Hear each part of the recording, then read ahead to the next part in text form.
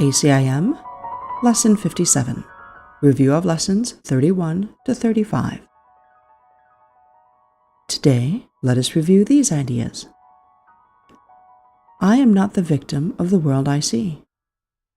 How can I be the victim of a world that can be completely undone if so I choose? My chains are loosened. I can drop them off merely by desiring to do so. The prison door is open. I can leave simply by walking out. Nothing holds me in this world. Only my wish to stay keeps me a prisoner. I would give up my insane wishes and walk into the sunlight at last.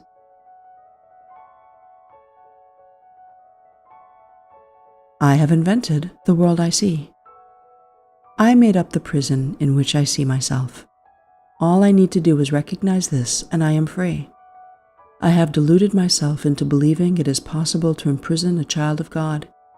I was bitterly mistaken in this belief, which I no longer want. A child of God must be free forever. He is as God created him and not what I would make of him. He is where God would have him be and not where I thought to hold him prisoner.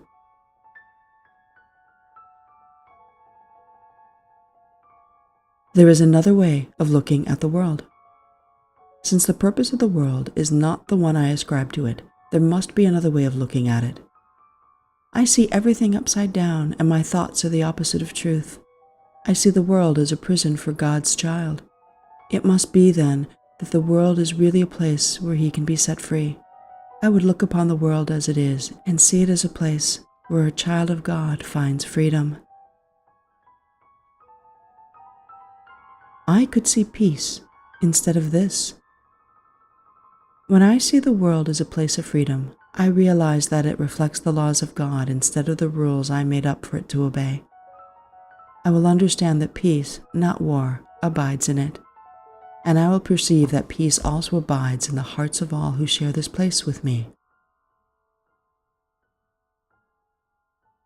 My mind is part of God's.